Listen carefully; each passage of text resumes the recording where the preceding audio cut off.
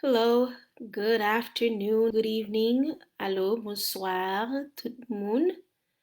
This is Schubert Abreu.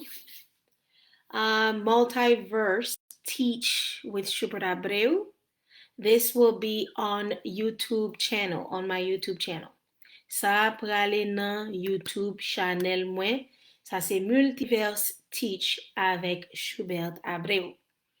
Je dis, m vini vraiment simple à nous-mêmes et moi pral montrer nous signe de corps comment moun qui gen autisme, comment yo agi.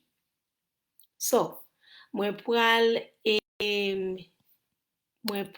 gade m souhaite nous ka toujou wèm et moi pral fait un pile ti mouvement, ti bagay pour moi ka montrer tout signe comment yon ti moun qui genye autisme qui sa pou wè nan li. Koto ou ka di, li semble li ka en bas ombrel moun ki nan spectrum.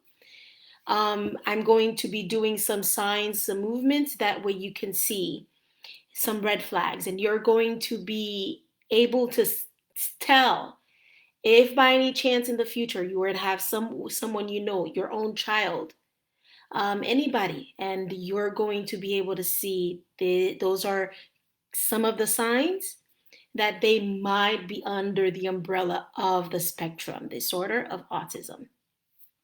Let's get started. This is episode 2. Episode 2. Ok. Wap pale avel.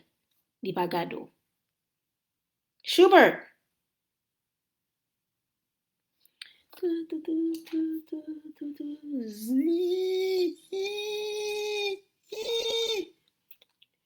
Schubert!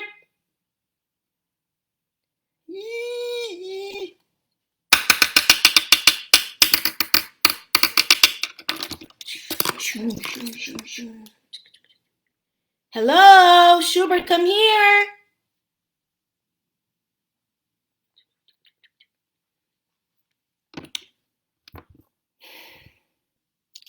Now, another thing that they do. Schubert, look, peekaboo. Peekaboo. Very serious. Peekaboo, I see you. Very serious. Or they might smile, but they don't do the same thing. You have to teach them to do peekaboo back, to hold their hands, to do it. Not all of them are like this, and this is not a mockery. This is for teaching purposes. Okay. I want to give them a hug. I'm the one with the autism, and someone's about to give me a hug. Hug. I push away. I don't want hugs. I don't want you to touch me. Okay? Ou vini pou ba yo hug. Yo pousse yo. Yo très sensible, yo pa vle n'importe moun manye yo. Ou jwe peekaboo avec yo, yo ka souri ou be yo ka pa souri du tout. Et si yo souri, yo gwa pa m fel même. C'est ou pou ki preme yo puis yo fel. Ça c'est pas un mokri de autisme, li la pou mwen aprann nou. Ou apre le non, Schubert, li pa fe kontak zye. Ok? Ekspresyon figil pa même chanje même. Li toujou gen même ekspresyon. Même lo ap bayon blag, li toujou gen même ekspresyon. Ok? Yon lot bagan anko. Mwen vle jouer avec ou. Ok. My turn, Schubert, my turn.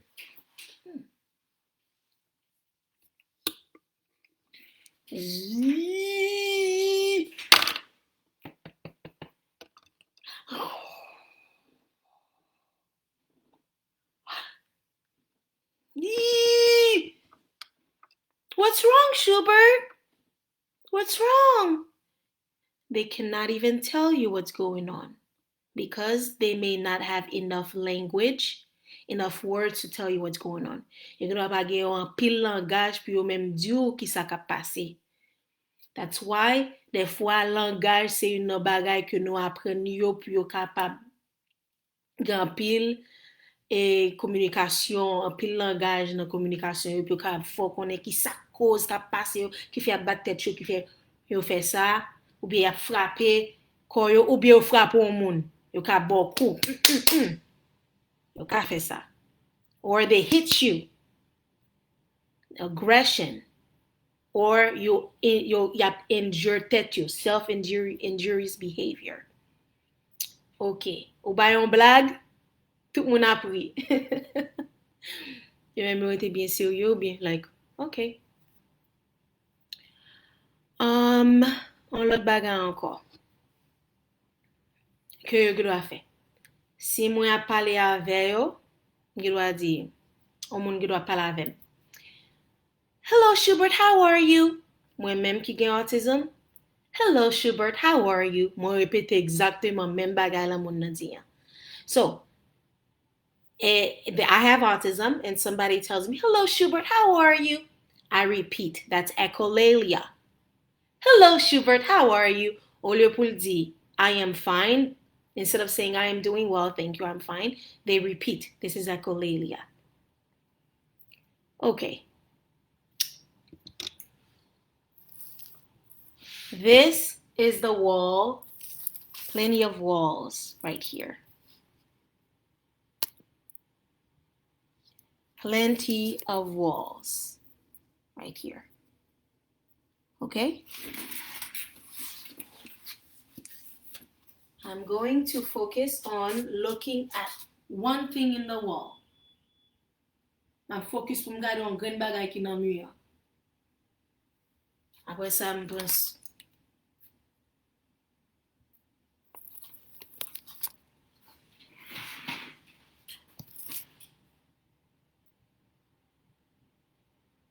I go back. I'll check yon grand ti bagay nan mur man, mwen gade. Je vais faire même bagay là encore pour toute journée, moi aimer ça. Okay. Another thing que yo ka fait, moun ki gen autism, que yo ka fait. Another thing people with autism might do.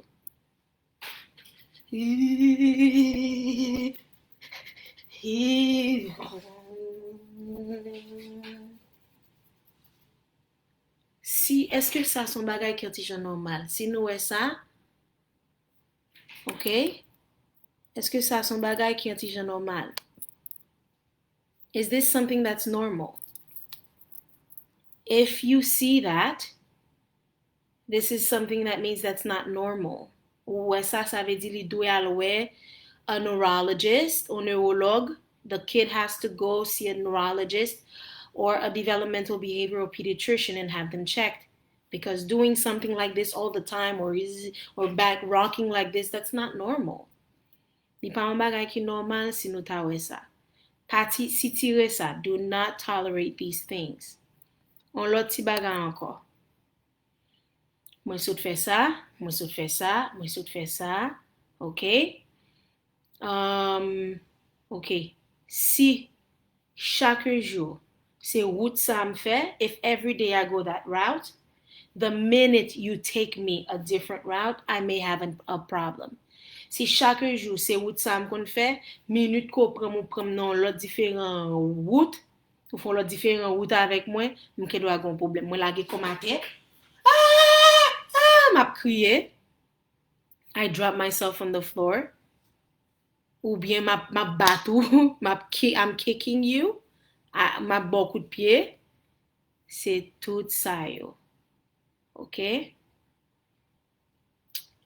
Moi souhaite que vidéo ça, nous te apprendre dans vidéo ça, nous te vraiment ouais qui problème qui ça qui gagne dans moun qui gen problème autisme, quelques petits bagay que yo ka fait pour capable et des fois tout yo doit rester là tout, yo doit manger corps yo inappropriément, y a gratter côté inappropriément yo pas connaît.